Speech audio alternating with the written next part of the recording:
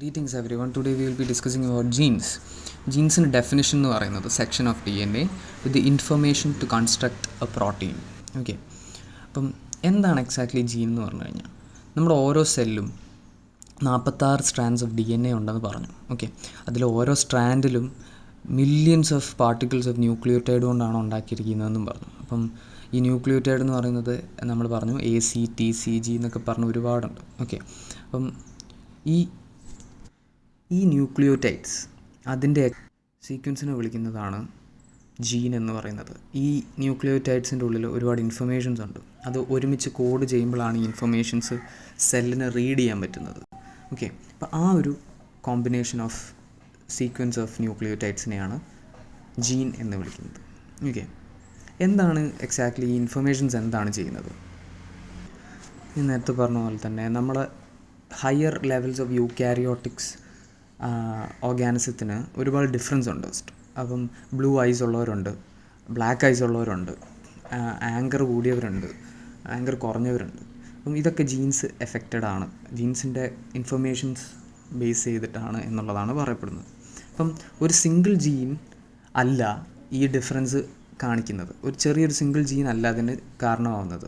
ഇപ്പം ഐബോൾസിലുണ്ടാകുന്ന ഡിഫറൻസ്, ഇപ്പോൾ tamper tantrums ഒക്കെയാണ് നമ്മുടെ ഇമോഷൻസിനെയൊക്കെ റെഗുലേറ്റ് ചെയ്യുന്നത്. ഒരുമിച്ചുള്ള പ്രോസസ്സ് കാരണമാണ് ആ ഡിഫറൻസ് ഉണ്ടാകുന്നത്. ഇപ്പം ജീൻസ് ഒരു പ്രോട്ടീൻസിനെ ഉണ്ടാക്കുന്നു.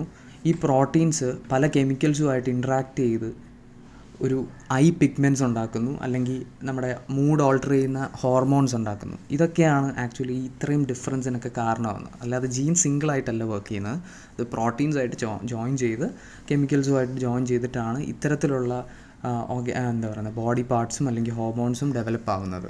അപ്പം ബേസിക്കലി ജീൻസിൻ്റെ കൺട്രോളിലാണ് ഇതെല്ലാം. ഓക്കെ, നമുക്കറിയാം ഒരു സിംഗിൾ സ്ട്രാൻഡഡ് ഡി എൻ എക്ക് ആയിരക്കണക്കിന് ജീൻസ് ഉണ്ട്. അത് ചില ജീൻസ് കുറച്ചേ ഉണ്ടാവുള്ളൂ. ഓക്കെ, ആൻഡ് ചിലത് ഒരുപാടുണ്ടാവും, ഓരോ മില്യൺ ലെങ്ത്ത് ഒക്കെ ആയിട്ടുണ്ടാവാം. ആൻഡ് ഈ ഡിഫറൻസ്, ഈ സൈസിലും ഷേപ്പിലും വരുന്ന ഡിഫറൻസ് തന്നെയാണ് പ്രോട്ടീൻസിൻ്റെയും ഡിഫറൻസ് കാണിക്കുന്നത്. ഇപ്പം എത്ര എമൗണ്ട് ഓഫ് പ്രോട്ടീൻസ് ഉണ്ട്, എന്ത് ഷേപ്പിലാണ് പ്രോട്ടീൻസ് വരുന്നതെന്നുള്ളതൊക്കെ ഡിറ്റർമിൻ ചെയ്യുന്നത് ഈ ജീൻസിൽ വരുന്ന ഡിഫറൻസ് തന്നെയാണ്. ജീൻസിൻ്റെ ഷേപ്പിലും സൈസിലും വരുന്ന ഡിഫറൻസ് തന്നെയാണ് പ്രോട്ടീൻ്റെ കണ്ടൻറ്റിലും വ്യത്യാസം കൊണ്ടുവരുന്നത്. ഒരു എക്സാമ്പിൾ പറയാനായിട്ടാണെങ്കിൽ ഹീമോഗ്ലോബിൻ എന്ന് പറഞ്ഞ ഒരു പ്രോട്ടീൻ സ്ട്രക്ചർ, അത് നമ്മുടെ റെഡ് ബ്ലഡ് സെൽസിൽ കാണപ്പെടുന്ന ഒരു പ്രോട്ടീൻ സ്ട്രക്ചറാണ്. അതിൻ്റെ യൂണീക്കായിട്ടുള്ള ഷേപ്പും സൈസും നമുക്ക് ഓക്സിജൻ മോളിക്യൂളിനെ അബ്സോർബ് ചെയ്യാൻ സഹായിക്കുന്നു. ബ്ലഡിലൂടെ ലങ്സിൽ നിന്ന് പമ്പ് ചെയ്യുന്ന ഓക്സിജൻ മോളിക്യൂൾസിനെ അബ്സോർബ് ചെയ്യാൻ സഹായിക്കുന്നു. എന്നിട്ട് അത് ആവശ്യമുള്ളപ്പം ഓക്സിജൻ ലാക്ക് ചെയ്യുമ്പോൾ അതിനെ യൂസ് ചെയ്യാനും അത് സഹായിക്കുന്നു. അത് ഹീമോഗ്ലോബിൻ്റെ ഒരു ഫംഗ്ഷനാണ്. അപ്പോൾ ആക്ച്വലി അതിന് സഹായിക്കുന്നത് ഈ പ്രോട്ടീൻ സ്ട്രക്ചറാണ്. ഓക്കെ, ആൻഡ് വേറൊരു ഉദാഹരണം പറയുകയാണെങ്കിൽ പെപ്സിൻ എന്ന് പറയുന്ന ഒരു ഡൈജസ്റ്റീവ് പ്രോട്ടീനാണ്.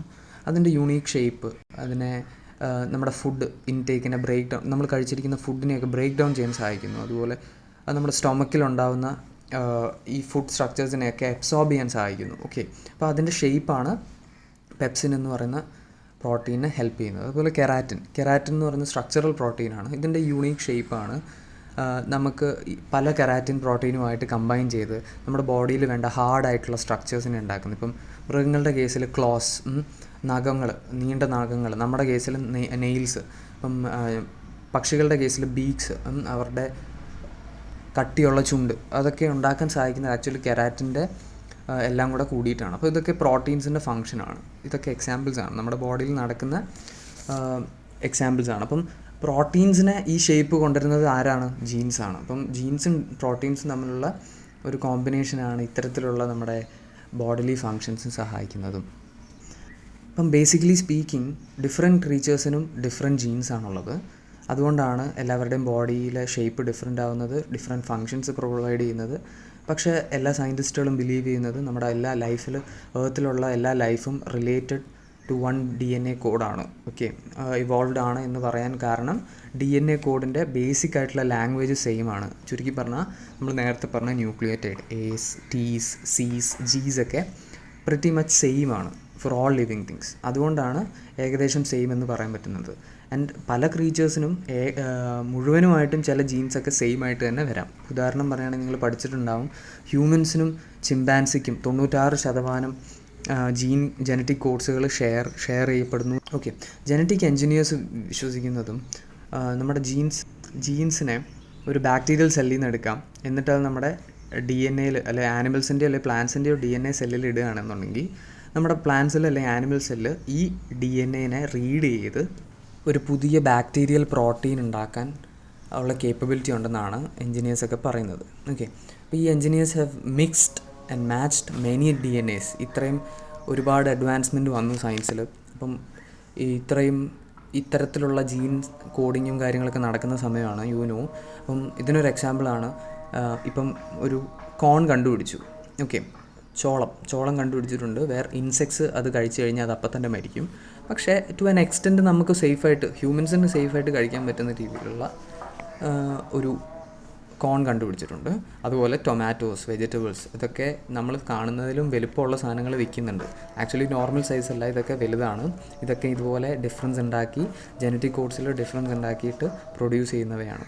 പിന്നെ അതിനൊരു പല ഗുണങ്ങളുമുണ്ട്. ഇപ്പം new form of bacteria produce ചെയ്യാൻ വരെ പറ്റുന്നുണ്ട്.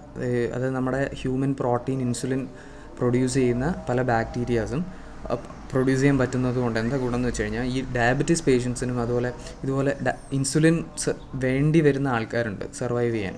അവർക്കിത് കൂടുതലായിട്ട് ഉണ്ടാക്കാൻ സഹായിക്കുന്നത് ഇത്തരത്തിലുള്ള ജനറ്റിക് കോഡിങ്ങും ബാക്ടീരിയൻ്റെ ഡെവലപ്മെൻറ്റൊക്കെയാണ്. Okay, so what exactly is a gene എന്ന് പറയുന്നത് ഒരു റെസിപ്പിയാണ് to make a protein or group of proteins. അപ്പോൾ ജീൻ എന്താണെന്ന് ചോദിച്ചു കഴിഞ്ഞാൽ ഇത്രയേ ഉള്ളൂ.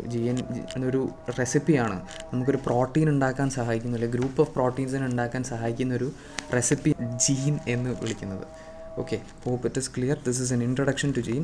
ഇനി നമ്മൾ നെക്സ്റ്റ് ക്ലാസ്സിൽ പറയാൻ പോകുന്നത് ടൈപ്സ് ആണ്. ഓക്കെ, ഇൻട്രോൺസ്, എക്സോൺസ് എന്നൊക്കെ പറഞ്ഞ് ഇതിൻ്റെ ടൈപ്സ് ഉണ്ട്. ഡീറ്റെയിലേക്ക് കടക്കാം. This is what gene is. ഇങ്ങനെ ഒരു ഐഡിയ ക്രിയേറ്റ് ചെയ്ത് വെക്കുക.